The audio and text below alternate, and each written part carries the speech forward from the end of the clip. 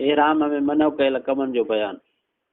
हज़रत अब्दुल्लाह बिन उमर रज़ी अल्लाह अन्हुमा खां रिवायत आहे त हिकु शख़्स रसूलुल्लाह सल्लल्लाहु अलैहि वसल्लम जिन खां पुछो त मुहर्रम कहिड़ा कहिड़ा कपिड़ा पाए। पाण सॻुरन सल्लल्लाहु अलैहि वसल्लम फरमायो त न कमीसूं पायो, न पटको ॿधो, न सलवारूं पायो, न कोट पायो, न मोज़ा पायो, सवाइ उनजे जो कंहिं शख़्स वटि जुती न हुजे त पोइ भली उहो मोज़ा पाए ऐं उन्हनि खे भेॾियुनि खां हेठि कटे छॾे। ऐं उहे कपिड़ा बि न पायो जिन ते ज़ाफ़रान ऐं वर्स वारी ख़ुशबू लॻल हुजे। हिकु रिवायत में वधीक आहे त एहराम वारी औरत मुंहं ते निकाब बि न हणे ऐं न ई दास्ताना पाए। असुल में अरबी लफ़्ज़ आहे अलबरांस। अलामा जज़री फरमाए थो त हर उहो कपिड़ो जंहिं जूं ॿाहूं उनजे कुल्हनि सां मिलियल हुजनि उनखे बिरास चवंदा आहिनि। अलामा जोहरी चवे थो त इस्लाम जे शुरूआती ज़माने में औरतूं ऊनी पट मां ठहियल ड्रिघी टोपी पाईंदियूं हुयूं जंहिंखे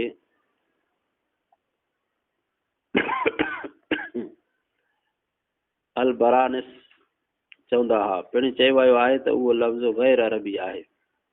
हज़रत बिन अब्बास रज़ी अल्लाह अन्हुमा खां रिवायत आहे त मूं रसूलुल्लाह सल्लल्लाहु अलैहि वसल्लम जिन खे ख़ुतबे में इरशाद फरमाईंदे ॿुधो त जॾहिं एहराम वारे वटि जिते न हुजे जुती न हुजे त मोज़ा पाए ऐं जॾहिं उन वटि गोॾ न हुजे त सलवार पाए। हज़रत याला बिन उमैया रज़ी अल्लाह अन्हु खां रिवायत आहे त असां जाराना में रसूलुल्लाह सल्लल्लाहु अलैहि वसल्लम जिन वटि हुआसीं त वटनि हिकु ॻोठाणो आयो जंहिं जुबो पातो हो ऐं ख़ुशबू में वासील हो।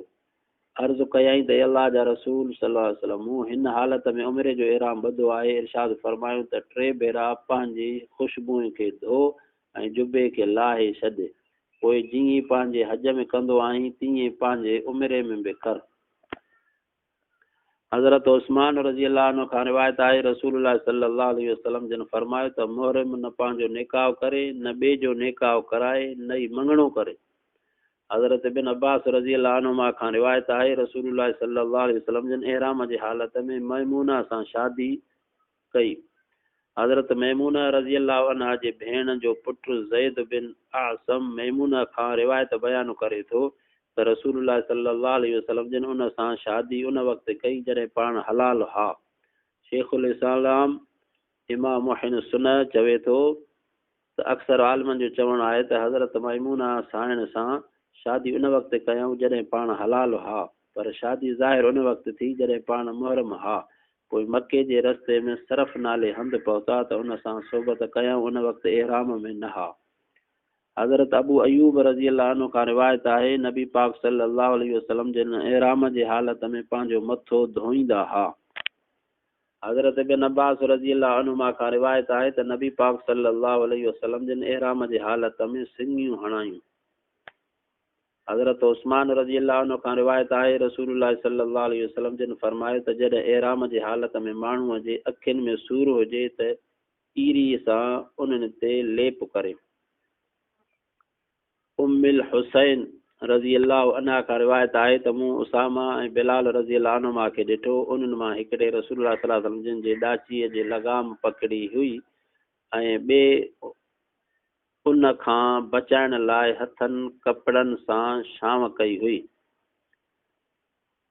ॿिए उस खां बचाइण लाइ मथनि कपिड़े सां छांव कई हुई तांजो पाण जुमरा उक़बा खे पथरियूं चुटियाऊं। हज़रत काब बिन उजरा रज़ी अल्लाह ताला अन्हु खां रिवायत आहे नबी पाक सल्लल्लाहु अलैहि वसल्लम जिन हुदैबिया में उन वटां गुज़रिया जॾहिं हू एहराम जी हालत में हो ऐं अञा मके में दाख़िल न थियो हो। हू हेडरीअ जे हेठां हंडीअ जे हेठां बाहि ॿारे रहियो हो ऐं जुआ उन जे मुंहं ते किरी रहियूं हुयूं।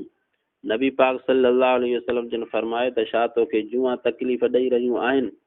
चयईं त हाओ साईं। पाण नबी पाक सल्लल्लाहु अलैहि वसल्लम जिन फरमाए त पंहिंजो मथो कूड़ाए ऐं हिकु फ़र्क़ु खाधो 6 मिस्कीननि खे खाराए। फ़र्क़ु 3 साल जो मापो आहे या 3 रोज़ा रख या जानवर ज़बह कर। हज़रत बिन उमर रज़ी अल्लाह अन्हुमा खां रिवायत आहे त उन रसूलुल्लाह सल्लल्लाहु अलैहि वसल्लम जिन खे फरमाईंदे ॿुधो त पाण सॻोरन सल्लल्लाहु अलैहि वसल्लम एहराम जी हालत में औरतुनि खे हिननि ॻाल्हियुनि खां मनो कयऊं।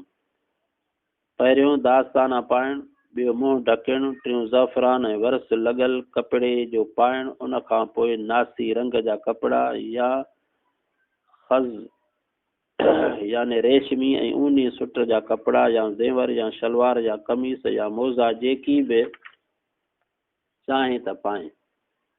अमा आयशा रज़ी अल्लाह अन्हा खां रिवायत आहे त असां रसूलुल्लाह सल्लल्लाहु अलैहि वसल्लम जिन सां इहराम जी हालत में हूंदियूं हुयूंसीं ऐं माण्हुनि जा काफ़िला असां वटां लंघे वेंदा हा, जॾहिं असांजे वेझो ईंदा हा त पंहिंजनि मुंहंनि ते कपिड़ो विझी छॾींदियूं हुयूंसीं, जॾहिं गुज़री वेंदा त पंहिंजा मुंहं खोले छॾींदियूं हुयूंसीं। हज़रत बिन उमर रज़ी अल्लाह अन्हुमा खां रिवायत आहे नबी पाक सल्लल्लाहु अलैहि वसल्लम जिन इहराम जी हालत में बग़ैर ख़ुशबूअ जे तेल मखींदा हा। हज़रत नाफ़े रज़ी अल्लाह ताला अन्हु चवे थो त हिकु भेरे इब्न उमर रज़ी अल्लाह अन्हुमा खे सर्दी लॻी, चयईं त मूं ते कपिड़ो विझ। ए नाफ़े, मूं उन ते चादर विधी। चयईं त मूंखे चादर विझें थो, हालांकि नबी सल्लल्लाहु अलैहि वसल्लम जिन उहा इहराम वारे लाइ मना फरमाई आहे। हज़रत अब्दुल्लाह बिन मालिक बिन बहीन बुजैन, हज़रत अब्दुल्लाह बिन मालिक बिन बुजैन रज़ी अल्लाह अन्हु खां रिवायत आहे त रसूलुल्लाह सल्लल्लाहु अलैहि वसल्लम जिन इहराम जी हालत में मके जे वाट ते वाक़िअ लही जमल नाले हंधि पंहिंजे मथे जे विच में सिंगियूं हणायूं। हज़रत अनस रज़ी अल्लाह अन्हु खां रिवायत आहे रसूलुल्लाह सल्लल्लाहु अलैहि वसल्लम जिन इहराम जी हालत में तकलीफ़ सबबु पेरनि जे पोएं पासे में सिंगियूं हणायूं। हज़रत अबू राफ़े रज़ी अल्लाह अन्हु खां रिवायत आहे रसूलुल्लाह सल्लल्लाहु अलैहि वसल्लम जिन मैमून रज़ी अल्लाह अन्हा सां उन वक़्तु शादी कई जॾहिं पाण इहराम में न हा ऐं उन हालत में ई उन सां सोबत कयऊं ऐं मां पंहिंजे विच में पैगाम पहुचाइण जा फ़राइज़ अदा करे रहियो हुयुसि। बाबुल मुहरिम यजतनिबु सैद, मुहरिम लाइ शिकार जी ममानियत जो बयानु। छो त अॻे काफ़िला ईअं वेंदा विचां रोड रस्ता न हा, पोइ जेकॾहिं शिकार को हथु अची वियो, मिसाल शेर अची वियो, फाड़ो अची वियो या हरण अची वियो, अहिड़े अहिड़े शयूं, ऐं अरब शिकार जा शौक़ीन हूंदा हुआ त पोइ इहराम जी हालत में मनो आहे न शिकार करे न शिकार जो ॾसु ॾे। अगरि साहिब बिन जसाम रज़ी अल्लाह अन्हु खां रिवायत आहे जॾहिं रसूलुल्लाह सल्लल्लाहु अलैहि वसल्लम जिन अबवा या वदान नाले हंधि हुआ त खेनि हदे में झंगली गॾ पेश कयाऊं, पाण खेसि मोटाए ॾिनऊं। जॾहिं उन जे मुंहं ते नाराज़गी ॾिठाऊं त फरमायूं त असां हिन करे तोखे मोटाए ॾिनो आहे जो इहराम जी हालत में आहियूं। हज़रत अबू क़तादा रज़ी अल्लाह अन्हु खां रिवायत आहे उहो रसूलुल्लाह सल्लल्लाहु अलैहि वसल्लम जिन सां सफ़र में गॾु निकितो, पोइ पंहिंजनि किन साथियुनि सां जेकी इहराम में हा पोइ ते रहिजी वियो। अबू क़तादा इहराम जी हालत में न हो, उन्हनि अबू क़तादा जे ॾिसण खां अॻु झंगली गॾ ॾिठो ऐं मुहरिम हुअण सबबु उनखे छॾे ॾिनऊं। पोइ अबू क़तादा उनखे ॾिठो घोड़े ते सुवारु थियो त उनखे चयईं त मूंखे लकिड़ो त खणी ॾियो। उन्हनि इनकार कयो, पोइ पाण लही लकिड़ो खयाईं ऐं उन ते हमिलो करे ज़ख़्मी कयाईं। पोइ पाण बि खाधाई ऐं पंहिंजे साथियुनि खे बि खारायाईं। बाद में उन पछताइण लॻा। रसूलुल्लाह सल्लल्लाहु अलैहि वसल्लम जिन वटि अची मसइलो पेश कयाऊं, फरमायो त छा तव्हां वटि उन मां बचियल कुझु गोश्त आहे? चयो त उन जो पाउ आहे। नबी करीम सल्लल्लाहु अलैहि वसल्लम जिन उहो वठी खाधो। बुखारी मुस्लिम जी हिकु रिवायत मुताबिक़ जॾहिं उहे रसूलुल्लाह सल्लल्लाहु अलैहि वसल्लम जिन वटि आया, फरमायो त छा तव्हां मां कंहिं अबू क़तादा खे उन जानवर ते हमले करण लाइ हुकुम या इशारो कयो हो? चयूं त न। फरमायो त पोइ भली उन जी बाक़ी बचियल गोश्त बि खाओ। हज़रत इब्न उमर रज़ी अल्लाह अन्हुमा खां रिवायत आहे नबी पाक सल्लल्लाहु अलैहि वसल्लम जिन फरमायो त जेको 5 जानवर इहराम जी हालत में या हरम जे हद में मारे त उन ते को गुनाह न आहे। उहो कांव, सिरण, विछूं, छितो कुतो इहराम जी हालत में या हरम में काथे बि इहो मिली वञे त हिनखे मारिजे। छो त कुओ बि नुक़सानु कंदो आहे, कंहिं हाजीअ जो थेलो टुके वञे हा या पैसा वग़ैरह, तंहिंजे करे इहे 5 कुओ, कांव, सिरण, विछूं, छितो कुतो। अमा आयशा रज़ी अल्लाह अन्हा खां रिवायत आहे नबी पाक सल्लल्लाहु अलैहि वसल्लम जिन फरमायो तकलीफ़ ॾींदड़ किन जानवरनि खे चाहे हरम में हुजनि या हरम खां ॿाहिरि हुजनि मारियो वञे। नांग, मुर्दार, खोर, कांव जंहिंजे कंध ते अछो पटो हूंदो आहे, उहो छितो कुतो ऐं सिरण हज़रत जाबिर रज़ी अल्लाह अन्हु खां रिवायत आहे रसूलुल्लाह सल्लल्लाहु अलैहि वसल्लम जिन फरमायो त इहराम जे हालत में शिकार जो गोश्त तव्हां लाइ हलाल आहे जेसि ताईं तव्हां पाण शिकार न कयो ऐं न ई ख़ासि तव्हां लाइ शिकार कयो वियो हुजे। हज़रत अबू हुरैरा रज़ी अल्लाह अन्हु खां रिवायत आहे नबी पाक सल्लल्लाहु अलैहि वसल्लम जिन फरमायो त माकड़ दरियाई शिकार आहे। हज़रत अबू सईद खुदरी रज़ी अल्लाह अन्हु खां रिवायत आहे नबी पाक सल्लल्लाहु अलैहि वसल्लम जिन फरमायो त मुहरिम हमलो कंदड़ जानवर खे मारे सघे थो। अब्दुर्रहमान बिन अबी अमार खां रिवायत आहे त मूं जाबिर बिन अब्दुल्लाह खां गोह जे बारे में पुछा कई त छा हुनजो शिकार जाइज़ आहे? चयईं त हाओ। मूं पुछियो त छा उहा खाइजे? चयईं त हाओ। मूं पुछियो त छा तूं रसूल सल्लल्लाहु अलैहि वसल्लम जिन खां उहा ॻाल्हि ॿुधी आहे? चयईं त हाओ। हज़रत जाबिर रज़ी अल्लाह अन्हु खां रिवायत आहे मूं रसूलुल्लाह सल्लल्लाहु अलैहि वसल्लम जिन खां गोह जे बारे में पुछो फरमायूं त उहो शिकार आहे जेकर इहराम वारो उनखे मारे त बदिले में घटो ज़बह करे। हज़रत खुज़ैमा बिन जज़ी रज़ी अल्लाह अन्हु खां रिवायत आहे त मूं रसूलुल्लाह सल्लल्लाहु अलैहि वसल्लम जिन खां गोह खाइण जे बारे में पुछो फरमायूं त छा गोह बि को खाई सघे थो? ऐं बघियड़ जे बारे में पुछो त फरमायो त छा जंहिं शख़्स में भलाई हुजे उहो उनखे खाई सघे थो? हज़रत अब्दुर्रहमान बिन उस्मान तैमी चवे थो त असां तलह बिन अब्दुल्लाह सां गॾु इहराम में हुआसीं। उन पखी तोहफ़े में मोकिलियो वियो। तलह सुतल हो। असां मां किन उनजो गोश्त खाधो ऐं किन न खाधो। जॾहिं निंड मां उथियो त उन्हनि सां मुआफ़िक़त कयई जिन गोश्त खाधो हो ऐं चयाईं त असां रसूल सल्लल्लाहु अलैहि वसल्लम जिन सां गॾु इहराम जी हालत में गोश्त खाधो आहे। बाबुल इसार व फौतिल हज इहराम वारे जे रुकजण हज जे फोत थियण जो बयान। अलाह साईं रहम करे कॾहिं कॾहिं अहिड़ा सबब थी वेंदा आहिनि जो माण्हू रुकिजी वेंदो आहे। मिसाल जहाज़ उॾामत बंदि थी वई, अहिड़ो को हादिसो थी वियो एयरपोर्ट ते, हिकिड़ा जहाज़ थुड़ू वेंदा आहिनि, ॿिया जहाज़ वरी लोकल हूंदा आहिनि त हितां वञी ॿिए हंधि लथा वरी उतां ॿिए ते वरी टे ते या ॿ हिकु जहाज़ मटिबो आहे। त हाणे होॾऊं 8 तारीख़ हिनखे पहुचणो हुयो त पोइ हाणे इहो माण्हू छा करे? हज़रत बिन अब्बास रज़ी अल्लाह अन्हुमा खां रिवायत आहे रसूलुल्लाह सल्लल्लाहु अलैहि वसल्लम जिन खे उमिरि खां काफ़िरनि रोकियो त पाण हुदैबिया में पंहिंजो मथो कूड़ायूं, ज़ालनि सां सोबत कयाऊं ऐं क़ुर्बानीअ जा जानवर ज़बह कयाऊं, पोइ ईंदड़ साल उमिरो कयाऊं। हज़रत अब्दुल्लाह बिन उमर रज़ी अल्लाह अन्हुमा खां रिवायत आहे असां उमिरे करण लाइ रसूलुल्लाह सल्लल्लाहु अलैहि वसल्लम जिन सां गॾिजी निकितासीं। कुरैश जे काफ़िरनि बैतुल्लाह ॾांहुं वञण खां रोके छॾियो। पोइ नबी करीम सल्लल्लाहु अलैहि वसल्लम जिन हुदैबिया में क़ुर्बानीअ जा जानवर ज़बह कया ऐं मथो कूड़ायो ऐं असां बिन पंहिंजा वार कतराया। हज़रत मिसवर बिन मखरमह रज़ी अल्लाह अन्हु खां रिवायत आहे रसूलुल्लाह सल्लल्लाहु अलैहि वसल्लम जिन मथो कूड़ाइण खां अॻु क़ुर्बानी कई, साहिबनि खे बि उहो हुकुम कयाऊं। हज़रत अब्दुल्लाह बिन उमर रज़ी अल्लाह अन्हुमा खां रिवायत आहे छा तव्हां लाइ रसूलुल्लाह सल्लल्लाहु अलैहि वसल्लम जी उहा सुन्नत काफ़ी नाहे त खेनि उमिरे करण खां रोकियो वियो हो? जेकॾहिं तव्हां मां कंहिंखे हज खां रोकियो वञे उनखे घुरिजे त बैतुल्लाह जो तवाफ़ करे सफ़ा मरवे जे विच में डोड़े ऐं सभिनी शयुनि सां हलाल थिए तव्हांजो ईंदड़ साल हज करे त क़ुर्बानी करे या क़ुर्बानी न हुजे त रोज़ा रखे। अम्मा आयशा रज़ी अल्लाह अन्हा खां रिवायत आहे रसूलुल्लाह सल्लल्लाहु अलैहि वसल्लम जिन ज़ुबा बिन्त ज़ुबैर रज़ी अल्लाह ताला अन्हु वटि विया, उनखे फरमायाऊं त शायदि तो हज जो इरादो कयो आहे। उहा चवणु लॻी त अल्लाह जो कसम मां त पाण खे बीमार लहां थी। पाण सल्लल्लाहु अलैहि वसल्लम जिन फरमायो त तूं हज कर ऐं शर्त कर त ए अल्लाह जिते बि तूं मूंखे रोके छॾियो त मां उते इहराम खोले छॾींदसि। हज़रत बिन अब्बास रज़ी अल्लाह अन्हुमा खां रिवायत आहे त रसूलुल्लाह सल्लल्लाहु अलैहि वसल्लम जिन असहाबनि खे हुकुम ॾिनो त क़ज़ा वारे उमिरे में हुदैबिया में ज़बह कयल जानवरनि जे बदिले में क़ुर्बानी कनि। हज़रत हज्जाज बिन अमर अल अंसारी रज़ी अल्लाह अन्हु खां रिवायत आहे त रसूलुल्लाह सल्लल्लाहु अलैहि वसल्लम जिन फरमायो त जंहिं शख़्स जे हॾी भॼी पवे या जेको मंडो थी पवे त उहो हलाल थिए ऐं ईंदड़ साल हज करे।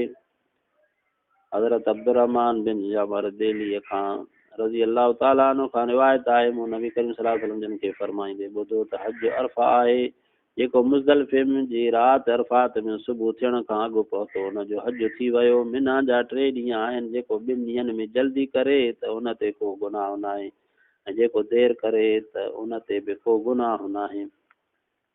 बाब हरम मक्कत हरस अल्लाह। हरम मके जो बयान, अल्लाह उनजी हिफ़ाज़त फरमाए। आमीन। हज़रत बिन अब्बास रज़ी अल्लाह अन्हुमा खां रिवायत आहे रसूलुल्लाह सल्लल्लाहु अलैहि वसल्लम जिन फतह मके जे ॾींहुं फरमायो, हिजरत न आहे पर जिहाद नियत आहे। जॾहिं तव्हांखे जिहाद लाइ सॾु ॾिजे त हाज़िर थियो। ऐं फतह मके जे ॾींहुं फरमायूं त बेशक अल्लाह ताला जंहिं ॾींहुं आसमान ऐं ज़मीन पैदा कया उन ॾींहं खां शहर मके खे मोहतरम करार ॾिनो आहे ऐं क़यामत जे ॾींहं ताईं मोहतरम ई रहंदो। न मूं खां अॻु उन में कंहिं लाइ जंग हलाल हुई ऐं न मूं खां पोइ कंहिं लाइ हलाल आहे। मूं लाइ बि ॾींहं जी झट पल लाइ हलाल थी। हाणे मको पाक अल्लाह जे हुरमत सबबु क़यामत ताईं मोहतरम आहे। न हिते कंडनि वारा वण वढिजनि, न हिते शिकार खे भॼाइजे, न हिते किरियल शइ खणिजे सवाइ उनजे जो को शख़्स माण्हुनि में सुञाणप कराइण लाइ उनखे खणे, ऐं न हिते गाहु लुणिजे। हज़रत अब्बास रज़ी अल्लाह अन्हु चयो त अल्लाह जा रसूल सल्लल्लाहु अलैहि वसल्लम अज़खर गाह जी इजाज़त ॾियो, छाकाणि त उहो माण्हुनि जे झूपड़ियुनि ऐं घरनि ठाहिण लाइ ज़रूरी आहे। फरमाए त चङो अज़खर जी इजाज़त आहे। अबू हुरैरे जी रिवायत में आहे त न उन जा वण वढिजनि, न उन जाइ ते किरियल शइ खणिजे सवाइ ऐलान करण वारो। हज़रत जाबिर रज़ी अल्लाह अन्हु खां रिवायत आहे त मूं नबी करीम सल्लल्लाहु अलैहि वसल्लम जिन खे फरमाईंदे ॿुधो त तव्हां मां कंहिं लाइ हलाल न आहे त हथियार खणी मके में हले। हज़रत अनस रज़ी अल्लाह अन्हु खां रिवायत आहे नबी पाक सल्लल्लाहु अलैहि वसल्लम जिन मके जे फतह जे ॾींहुं शहर में हिन हालत में दाख़िल थिया जो मथे ते जेका ढाल या ख़ुदि पाती हुआऊं उहा लाथाऊं। उन वक़्तु हिकु शख़्स वटि न आयो, चयाईं त बेशक इब्न ख़तल काबतुल्लाह जे गिलाफ़ खे चिंबड़ियो पियो आहे। फरमायो त उनखे क़तल कर। नबी सल्लल्लाहु अलैहि वसल्लम जो गुस्ताख़ हो, कटो वेरी हुयो, दुश्मन हो। नबी सल्लल्लाहु अलैहि वसल्लम उनखे हुकुम ॾिनो त इनखे ओ काबे में चिंबड़ियो पियो आहे तॾहिं बि क़तल कयोसि। हज़रत जाबिर रज़ी अल्लाह अन्हु खां रिवायत आहे रसूलुल्लाह सल्लल्लाहु अलैहि वसल्लम जिन मके जे फतह जे ॾींहुं हिन हालत में मके में दाख़िल थिया जो कारी पग पातल हुयनि ऐं पाण एहराम खां बेग़ैर हा। अम्मा आयशा रज़ी अल्लाह अन्हा खां रिवायत आहे त रसूलुल्लाह सल्लल्लाहु अलैहि वसल्लम जिन फरमायो, काबे ते हिकु लश्कर काह कंदो जॾहिं मदीने खां ॿाहिरि बैदा में पहुचंदो त उनजो पहिरियों ऐं आख़िरी यानी सभु माण्हू ज़मीन में गिहाया वेंदा। मूं चयो त अल्लाह जा रसूल सल्लल्लाहु अलैहि वसल्लम उहे सभु छो गर्क कया वेंदा, हालांकि उन्हनि में अहिड़ा बि हूंदा जेके वापार जे ख़्याल सां वेंदड़ हूंदा ऐं के उन्हनि मां न हूंदा। फरमाए त सभु ज़मीन में गर्क कया वेंदा, पोइ क़यामत जे ॾींहुं हर हिक खे पंहिंजे पंहिंजे नियत मुताबिक़ उथारियो वेंदो। हज़रत अबू हुरैरा रज़ी अल्लाह अन्हु खां रिवायत आहे रसूलुल्लाह सल्लल्लाहु अलैहि वसल्लम जन फरमायो, हबश जो हिकु शख़्स काबे खे ड्राहींदो जंहिंजूं पिनियूं नंढियूं हूंदियूं यानी जेको हिंजो हूंदो। हज़रत बिन अब्बास रज़ी अल्लाह अन्हुमा खां रिवायत आहे नबी पाक सल्लल्लाहु अलैहि वसल्लम जिन फरमायो, ॼण मां उन कारे ऐं फिंजे हबशीअ खे ॾिसी रहियो आहियां जेको काबतुल्लाह खे हिकु हिकु पत्थर करे ड्राहे रहियो आहे। हज़रत याला बिन उमय्या चवे थो क़ाल इन रसूलल्लाह सल्लल्लाहु अलैहि वसल्लम क़ाल इहतिकारुत ताम फिल हरम इल्हादुन फीह। हरम मके में अनाज जो ज़ख़ीरो करणु इल्हाद यानी ॾिंगाइप ऐं ज़ुल्म आहे। हज़रत बिन अब्बास रज़ी अल्लाह अन्हुमा खां रिवायत आहे त रसूलुल्लाह सल्लल्लाहु अलैहि वसल्लम जिन मके खे फरमायो त तूं केॾो न सुठो शहर ऐं मूंखे केॾो न प्यारो आहे। जेकॾहिं मूंखे तुंहिंजे क़ौम ॿाहिरि न कढे हां त मां तोखे छॾे ॿिए हंधि वञी न रहां हां। इहो आहे पंहिंजे वतन सां मुहबत। ऐं कहिड़े किताब में पढ़ियोसीं, हुब्बुल वतन माना मोहबत वतन जी या ईमान खां आहे, शायदि तिरमिज़ी शरीफ़ में। त माण्हू जंहिं जाइ ते झटकनि साहु पटींदो आहे, छांव वठंदो आहे, पाणी पीअंदो आहे, उहा जाइ ॾुखे वक़्त में पोइ यादि ईंदी आहे। त इंसान खे पंहिंजे घर सां पंहिंजे वतन सां, पंहिंजे अहल सां, पंहिंजे क़ौम सां मोहबत हुजणु खपे। हक़ जी ॻाल्हि न। हज़रत अब्दुल्लाह बिन अदी बिन हमरा रज़ी अल्लाह अन्हु खां रिवायत आहे त मूं रसूलुल्लाह सल्लल्लाहु अलैहि वसल्लम जिन खे हज़वर नाले हंधि बीठल ॾिठो, फरमाए रहिया त अल्लाह जो कसम, बेशक अल्लाह जी ज़मीन में तूं सभ खां भलारो ऐं अल्लाह वटि रूई ज़मीन में सभ खां प्यारो आहीं। जेकॾहिं मूंखे तो मां कढियो न वञे हा त जेकर मां हितां न निकिरां हा। हज़रत अबू शरी अदवी शुरेह बिन हज़रत शुरेह निल अदवी रज़ी अल्लाह अन्हु खां रिवायत आहे, अमर बिन सईद जॾहिं मके लश्कर रवानो करे रहियो हो त हुनखे चयईं त ए अमीर, मूंखे इजाज़त ॾे त तोखे हिकु हदीस ॿुधायां। मुंहिंजे हिननि कननि फतह मके जे ॿिए ॾींहुं रसूलुल्लाह सल्लल्लाहु अलैहि वसल्लम जिन खे फरमाईंदे ॿुधो ऐं मुंहिंजे दिलि उहा ॻाल्हि यादि रखी ऐं मुंहिंजे अखियुनि पाण सॻुन सल्लल्लाहु अलैहि वसल्लम खे ॾिठो। पाण अलाह जी तारीफ़ ऐं साराह करण खां सवाइ